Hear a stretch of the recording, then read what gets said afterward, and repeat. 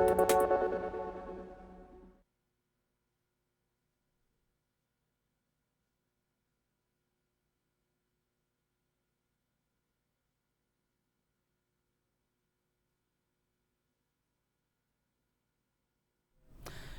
जन उत्तराखंड में आप सभी का स्वागत है। मैं हूं प्रभात। बुलेटिन में सबसे पहले नजर हेडलाइंस पर। उत्तराखंड में टैक्स फ्री हुई the Sabarmati report film. CM Dhami ने किया ऐलान। एक्टर विक्रांत मैसी के साथ सीएम ने देखी थी मूवी।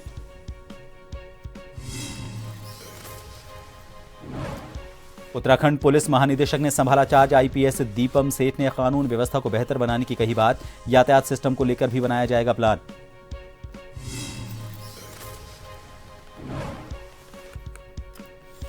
बाल अधिकार संरक्षण आयोग के अध्यक्ष के कार्यकाल के 3 साल। गीता खन्ना ने प्राथमिकताओं के बारे में दी जानकारी। कहा शिक्षा, स्वास्थ्य, समाज कल्याण पर विशेष फोकस।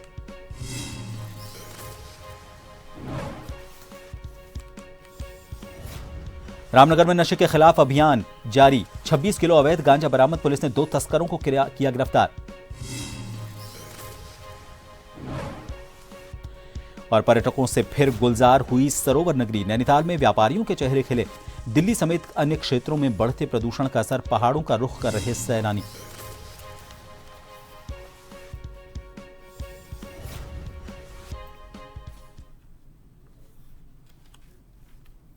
उत्तराखंड के मुख्यमंत्री पुष्कर सिंह धामी ने घोषणा की कि फिल्म द साबरमती रिपोर्ट को पूरे राज्य में मनोरंजन कर से छूट दी जाएगी। उत्तर प्रदेश, हरियाणा, राजस्थान, छत्तीसगढ़, मध्य प्रदेश और गुजरात के बाद उत्तराखंड 7वां भाजपा शासित राज्य है जिसने फिल्म को टैक्स फ्री कर दिया है। धीरज सरन के निर्देशन में बनी यह फिल्म 2002 के गोधरा दंगों पर आधारित और 15 नवंबर को सिनेमाघरों में रिलीज हुई थी। इसमें विक्रांत मैसी, राशि खन्ना और रिधि डोगरा महत्वपूर्ण भूमिकाओं में हैं। धामी ने अपने कैबिनेट सहयोगियों, अन्य सांसदों और विधायकों के साथ फिल्म देखी। उन्होंने कहा कि राम भक्त अयोध्या से साबरमती एक्सप्रेस ट्रेन में सवार हुए और गोधरा स्टेशन पर ट्रेन में आग लगा दी गई। वे सभी असामयिक मृत्यु का शिकार हो गए और उस समय इस मामले में जांच कम और राजनीति ज्यादा हुई थी। सच्चाई सामने नहीं आई। सीएम ने सच्चाई सामने लाने के लिए फिल्म निर्माता एकता कपूर और पूरी टीम की प्रशंसा की और ये कहा कि उस समय शहरी नक्सली मीडिया ने इस घटना को झूठ के रूप में प्रचारित किया था। उन्होंने आगे सभी से फिल्म देखने की अपील की। अयोध्या से 59 कार सेवकों को लेकर, राम भक्तों को लेकर साबरमती एक्सप्रेस में जो यात्रा कर रहे थे, गोधरा स्टेशन पर उस पर आग लगा दी जाती है और 59 राम भक्त असमयी काल के गाल में समा जाते हैं, अपनी जान गंवाते हैं। इस पूरे मामले में पड़ताल कम हुई और राजनीति ज़्यादा हुई। जो सही बात थी वो सामने नहीं आई। हमारे एकता कपूर जी ने और विक्रांत मैसी जी ने, इन सब पूरी टीम ने उस सच्चाई को देश के सामने लाया है कि वास्तव में घटना क्या थी। और अर्बन नक्सल जो मीडिया है, उस मीडिया ने किस प्रकार से एक जो घटना थी उसको झूठ के रूप में प्रचारित किया गया, उसको अन्य मोड़ दिया गया। पुलिस मुख्यालय में 1995 के आईपीएस दीपम सेठ ने उत्तराखंड पुलिस महानिदेशक का चार्ज संभाल लिया है। डीजीपी का चार्ज लेने पर उन्होंने पुलिस अधिकारियों को भी बधाई दी। इस मौके पर उन्होंने अपनी प्राथमिकताएं गिनाई। उनका कहना है कि उत्तराखंड में कानून व्यवस्था को बेहतर बनाने के लिए काम किया जाएगा।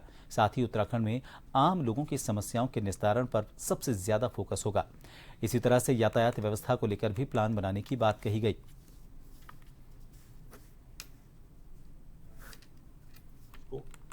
ट्रेडिशनल पुलिसिंग की बड़ी क्लियर प्रायोरिटीज़ रहती हैं।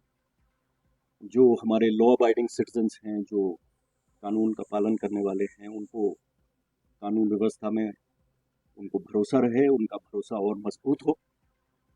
और जो अपराधी हैं, anti national, anti social elements हैं, उनमें अपराध का भय, कानून का भय, ये 2 मेन प्रायोरिटीज़ हैं। और उसके अलावा समय समय पर जो और चीज़ें इवॉल्व करती हैं, जहाँ तक अपराध नियंत्रण में उसकी मॉनिटरिंग, इन्वेस्टिगेशंस की मॉनिटरिंग, उत्तराखंड बाल अधिकार संरक्षण आयोग की अध्यक्ष गीता खन्ना आज अपने 3 साल का कार्यकाल पूर्ण होने पर मीडिया से मुखातिब हुई। यहां इस दौरान गीता खन्ना ने अपने कार्यकाल के दौरान रही प्राथमिकताओं के बारे में जानकारी दी। गीता खन्ना ने कहा कि हमारी पहली प्राथमिकता बाल अधिकार संरक्षण आयोग की पहचान को जन जन तक पहुंचाना है, जिसके लिए बाल अधिकारों के लिए निचले स्तर पर कार्यशाला का आयोजन लगातार किया गया। हालांकि आगे भी कई कार्यशालाएं आयोजित की जाएंगी। साथ ही कहा कि हमारा शिक्षा, स्वास्थ्य, समाज कल्याण, लेबर पर विशेष फोकस है।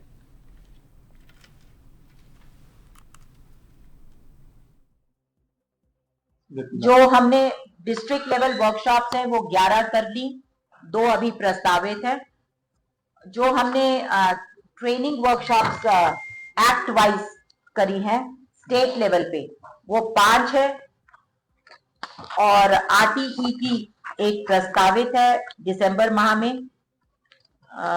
एनसीपीसीआर के द्वारा दिए गए निर्देशों के क्रम में 5 प्रोग्राम्स का हमें निर्देश मिला था और उन 5 में हमने 100% परफॉर्मेंस करके उसे दिया है। एक नेशनल वर्कशॉप हमने करी जो कि मेरे कार्यकाल में इकलौता राज्य एक राजस्थान था जिन्होंने नेशनल लेवल वर्कशॉप करी थी और उसके बाद एक उत्तराखंड ने नेशनल लेवल वर्कशॉप करी।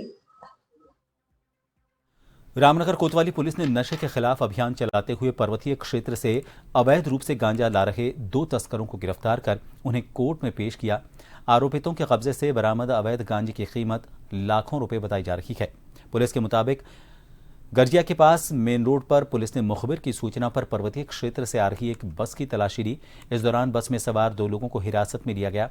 इनके साथ इनके पास मौजूद 3 कट्टों की तलाशी ली गई तो उनसे 26 किलो गांजा बरामद हुआ। उन्होंने बताया कि पकड़े गए आरोपितों ने अपना नाम परवेज अली और जीशान बताया है। दोनों ही आरोपित पतरामपुर जसपुर जिला उधम सिंह नगर के रहने वाले हैं। कल हमारी टीम गर्जिया चौकी पर चेकिंग कर रही थी। उसमें जनपद की एएसटीयू के प्रभारी मोहन सिंह भी मौजूद थे वहाँ पर। उनके द्वारा एक बस से चेकिंग के दौरान लगभग 26 किलो गांजा 2 अभियुक्तों से बरामद हुआ है, जिसमें एक जिशान है, एक परवेज है। दोनों पतरामपुर जसपुर के रहने वाले हैं। दोनों को गिरफ्तार कर अग्रिम कार्रवाई की जा रही है। रविवार की देर रात रामनगर के स्वर्गीय रामदत्त जोशी राजकीय संयुक्त चिकित्सालय में एक रिटायर्ड फौजी की अस्पताल में मौजूद चिकित्सकों और अन्य स्टाफ से इलाज को लेकर हुई बहस के बाद जमकर बवाल हो गया। बताया जा रहा है कि इसी बीच रिटायर्ड फौजी द्वारा अस्पताल में अपने लाइसेंसी रिवॉल्वर से की गई हवाई फायरिंग के बाद अस्पताल में भगदड़ मच गई। घटना के बाद अस्पताल में मौजूद डॉक्टर स्टाफ घबरा गए। मामले में कोतवाली पुलिस द्वारा चिकित्सक की तहरीर पर आरोपी रिटायर्ड फौजी के खिलाफ मुकदमा दर्ज कर उसे गिरफ्तार कर लिया गया है। कल रात को लगभग 11:15 बजे करीब सूचना प्राप्त हुई थी कि अस्पताल में फायरिंग की घटना हुई है। जिसमें पुलिस मौके पे पहुंची तो पता ये चला था कि वहां पर एक एक्स आर्मी है जो किसी मरीज को लेकर आया था। वो किसी बात पे कहा सुनी हुई है, उसने अपने लाइसेंसी रिवॉल्वर से हवाई फायर किया था। किसी को गन शॉट इंजरी नहीं है। डॉक्टर्स की तरफ से एप्लीकेशन प्राप्त हुई है, उसमें मुकदमा पंजीकृत कर दिया गया है। बाकी विवेचना जारी है। सर, आरोपी को गिरफ्तार किया? आरोपी को मौके से गिरफ्तार कर लिया गया। उत्तराखंड संस्कृत विश्वविद्यालय परिसर में छात्राओं के हिजाब पहनकर घूमते वायरल हुए फोटो पर संत समाज ने गहरी नाराजगी जताई है। संतों ने अपना गुस्सा जाहिर करते हुए इसे शिक्षा जिहाद का नाम देते हुए इसके खिलाफ मोर्चा खोलने की बात कही। पत्रकारों से बात करते हुए बड़ा उदासीन अखाड़े के महामंडलेश्वर रूपेंद्र प्रकाश ने कहा कि उत्तराखंड देवभूमि का प्रवेश द्वार है और यहाँ उत्तराखंड संस्कृत विश्वविद्यालय में जिस तरह की गतिविधियां देखी जा रही हैं वो बर्दाश्त से बाहर हैं। उन्होंने मुख्यमंत्री से इसकी उच्च स्तरीय जांच कर इस पर ठोस कार्रवाई करने की मांग की।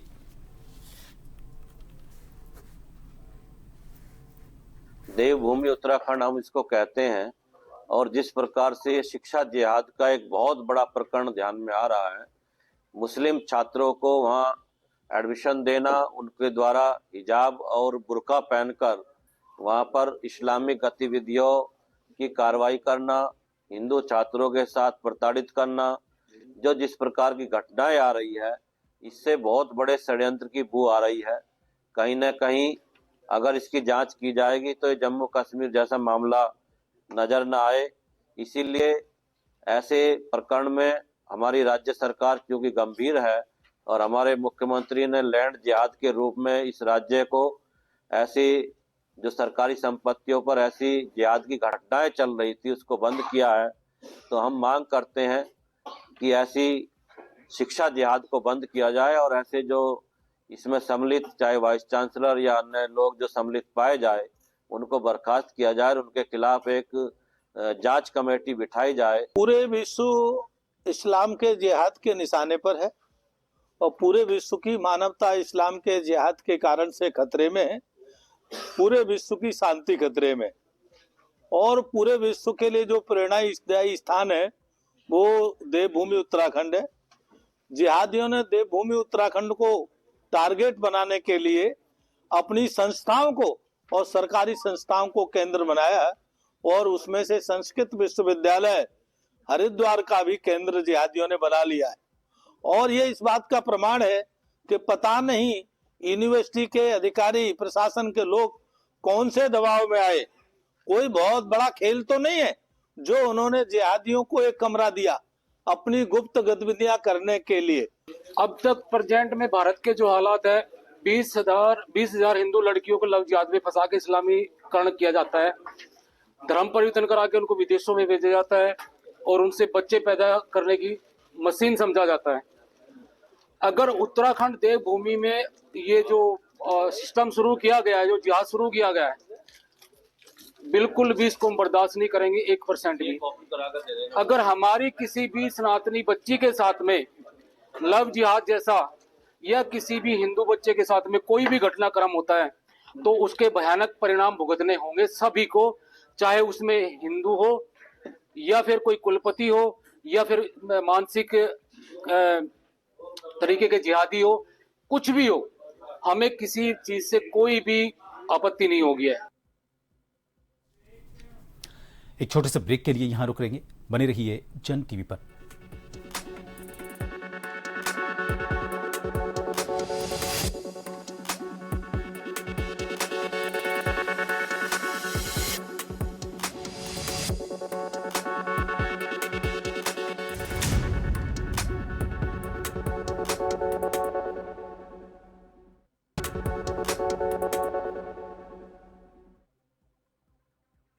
जन उत्तराखंड में एक बार फिर आप सभी का स्वागत है। चोरों ने लक्सर के मुंडा खेड़ा कला गांव में किसानों की ट्यूबवेल से आधा दर्जन मोटर चोरी कर ली और वहीं सुल्तानपुर में भी ब्रेड कलेक्शन के नाम से एक रेडीमेड कपड़ों की दुकान में लाखों रुपए की नकदी और सामान पर हाथ साफ कर दिया। लक्सर में लगातार बढ़ रही चोरी की घटनाओं को लेकर चोरों के आतंक से लोगों में आक्रोश है, तो वहीं पुलिस की कार्यवाही पर भी सवालिया निशान है। लक्सर में बढ़ रही चोरी की घटनाओं को लेकर भारतीय किसान यूनियन क्रांति के राष्ट्रीय महासचिव अजय वर्मा ने पुलिस को चुनौती देते हुए कहा कि अगर पुलिस इन चोरियों का जल्द खुलासा नहीं कर पाई और किसानों की मोटर चोरी बंद नहीं हुई तो भारतीय किसान यूनियन क्रांति के कार्यकर्ता एक बड़ा आंदोलन करने के लिए मजबूर होंगे। इधर सामने में जो चोरी हुई है, मेरे छोटे भाई की दुकान है और मैं भी यहीं पे रहता हूँ और वो भी यहीं पे रहता है मेरी बराबर में। उसकी दुकान में 6-7 लाख रुपए का तो कपड़ा मैं खुद लिवा के लाया था। वो कपड़ा सारा चला गया, चोर ले गए और 1,73,000 रुपए जो कल हम सामान लेने जाते वो रखे थे हमारे नगर, वो भी ले गए। दुकान में इधर से चोर आए, ये देखो आप यहाँ से इन्होंने सारा ये फाड़ के अंदर आ गए। अंदर आने के बाद सारा सामान ले गए, सारे पैसे भी ले गए। उसके बाद मैंने तहरीर भी दे दी चौकी में पुलिस आई है, वो अपनी जांच कर रही, जो भी होगा उसके बाद देखें जी। शायद आज 25 तारीख है। 25 तारीख की सुबह जब हम अपने खेत में काम करने पहुंचे तो हमने देखा कि हमारे ट्वेल का मेन गेट का लॉक टूटा हुआ है। टूटने के बाद हमने देखा वो अंदर किवाड़ खोल के थोड़ा सा तो मोटर साफ है हमारी। फिर बराबर में सतपाल प्रधान जी का ट्वेल है, उसकी जाकर मैंने मोटर देखी तो उसकी भी मोटर साफ है। फिर बराबर में जैतपुर वाला ट्वेल है बंटियर का, बंटी स्नो सुभाष, उनका भी स्थिति यही थी जी। और ये नहीं पता वाक़ा किस टाइम हुआ किस टाइम नहीं हुआ। हम जब सुबह अपने खेत में काम करने के लिए पहुंचे तो ये वाक़ा हमने देखा। तो तत्काल इस चुनौती को स्वीकार करने की आवश्यकता है। अगर पुलिस समय रहते इन चोरियों का खुलासा नहीं कर पाई और हमारे किसानों के मोटर चोरी बंद ना हुई तो भारतीय किसान यूनियन बहुत बड़े स्तर पर यहाँ पे एक अभियान चलाएगा और उसमें मैं क्षेत्र के लोगों से भी इतना सा जरूर सहयोग चाहूँगा कि किसी को कहीं से कोई इनपुट मिले तो वो हमसे शेयर करे। वो चोरों के विषय में जो बाज़ारों में चोरी कर रहे हैं या वो मोटर चोरी कर रहे हैं या किसी और अन्य प्रकार का अपराध कर रहे हैं, हम इस जो गिरोह है इसका पूरा इलाज करेंगे।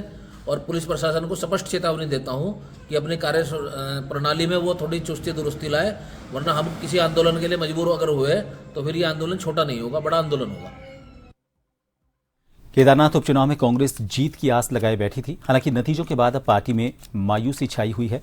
केदारनाथ में हार को लेकर पूर्व मुख्यमंत्री हरीश रावत ने प्रतिक्रिया दी। उन्होंने कहा कि यह हार कांग्रेस की हार नहीं बल्कि उत्तराखंड के सरोकारों की हार है और उन सवालों की हार है जो केदार भूमि खुद उठा रही थी। उन्होंने कहा कि वो सवाल आम जनता के सवाल थे। जनता को लेकर हरदा ने कहा कि चुनाव के बाद उत्तराखंडी सरकारों की बात करेंगे, आप भू कानून, महिला सम्मान, पलायन, बेरोजगारी की बात करेंगे, लेकिन उनके लिए जो व्यक्ति खड़ा रहा उनको आप चुनाव में हरा देंगे। पूर्व मुख्यमंत्री ने कहा कि मुझे इस बात की तकलीफ है कि उत्तराखंड किस दिशा में जाना चाहता है। हम लोगों से बात करेंगे और राजनीतिक दल के रूप में हम भी अपना तरीका बदलेंगे।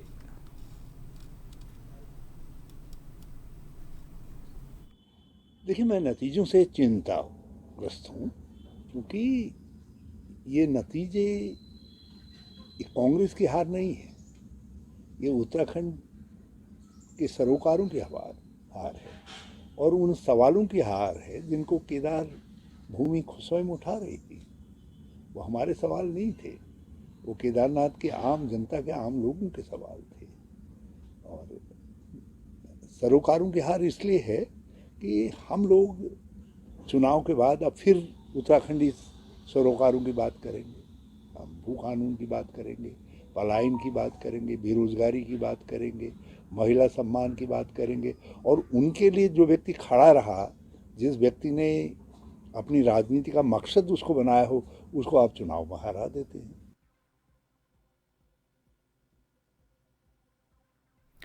केदारनाथ विधानसभा उपचुनाव में बीजेपी की आशा नौटियाल की जीत पर सीमांत नगर ज्योतिर्मठ में भाजपा कार्यकर्ताओं ने नटराज चौक में इकट्ठा होकर पीएम नरेंद्र मोदी जिंदाबाद के नारों के साथ जमकर आतिशबाजी की और एक दूसरे को मिठाई खिलाकर जश्न मनाया। भाजपा कार्यकर्ता लक्ष्मण सिंह फरकिया ने कहा कि जनता के बीच अभी भी भारतीय जनता पार्टी को लेकर अथाह विश्वास कायम है। कहा कि केदारनाथ विधानसभा चुनाव में किए गए विकास कार्यों के चलते ही आज भाजपा ने भारी मतों से विजय दर्ज की है।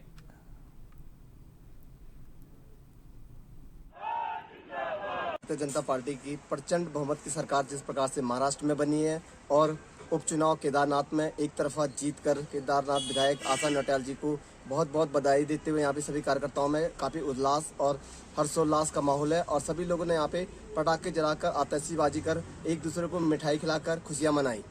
जिस प्रकार से केदारनाथ की जनता ने एक बार फिर से हमारे मोदी जी के हाथों को मजबूत करने के लिए श्रीमती आशा नौटियाल जी को जिताया है, इससे सभी लोगों को पता है कि मोदी जी हमारे देश के लिए कितना कर रहे हैं और सब हमारे देशवासी मोदी जी के साथ आगे बढ़ने के लिए मोदी जी को वोट कर रहे हैं।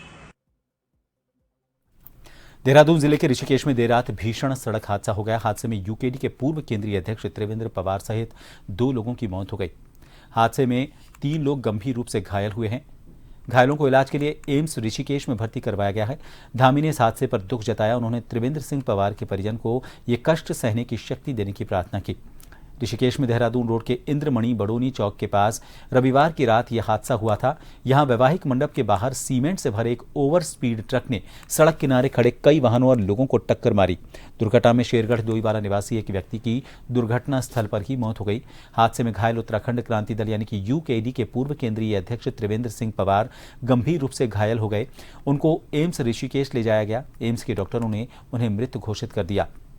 3 अन्य लोग घायल हुए हैं, उन्हें भी एम्स ऋषिकेश भेजा गया है। तीनों की हालत गंभीर बताई जा रही है।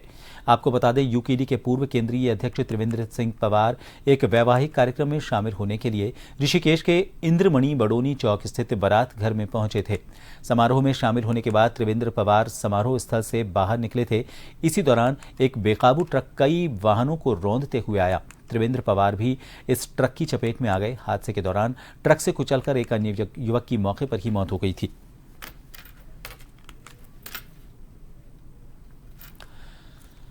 लोहाघाट चंपावत राष्ट्रीय राजमार्ग में मानेश्वर के पास स्कूटी और बोलेरो के बीच आमने सामने की भीषण भिड़ंत हो गई, जिसमें स्कूटी सवार गंभीर रूप से घायल हो गया।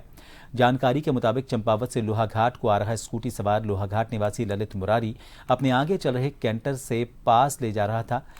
पास लेते वक्त सामने से आ रही बोलेरो से उसकी जबरदस्त टक्कर हो गई और टक्कर इतनी जोरदार थी कि स्कूटी उछलकर सामने चल रहे कैंटर की चपेट में आ गई। दुर्घटना में स्कूटी सवार गंभीर रूप से घायल हो गया। दुर्घटना की सूचना पर चंपावत कोतवाल प्रताप सिंह नेगी पुलिस टीम के साथ मौके पर पहुंचे घायल को चंपावत जिला चिकित्सालय पहुंचाया।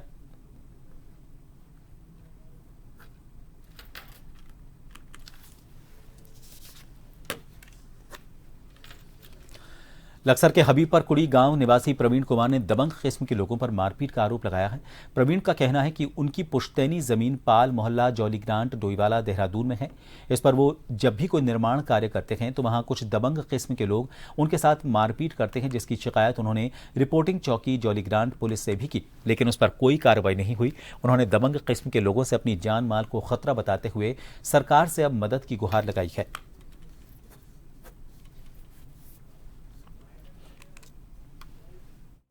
पुश्तैनी जमीन है जिस पर मैं कुछ भी कार्य निर्माण करने की कोशिश करता हूं, तो दबंग किस्म के आदमी जैसे शक्ति तोमर, सागर मनवाल, पूर्व प्रधान अव्वल सिंह नेगी द्वारा हमारे साथ मारपीट की जाती है। उनसे मुझे जान का खतरा है। मैं सरकार से यही गुहार करता हूं कि मुझे इंसाफ दिलाया जाए और हम जब भी वहां पे अपनी मम्मी भाई जिसको भी लेके जाते हैं उसके साथ मारपीट की जाती है।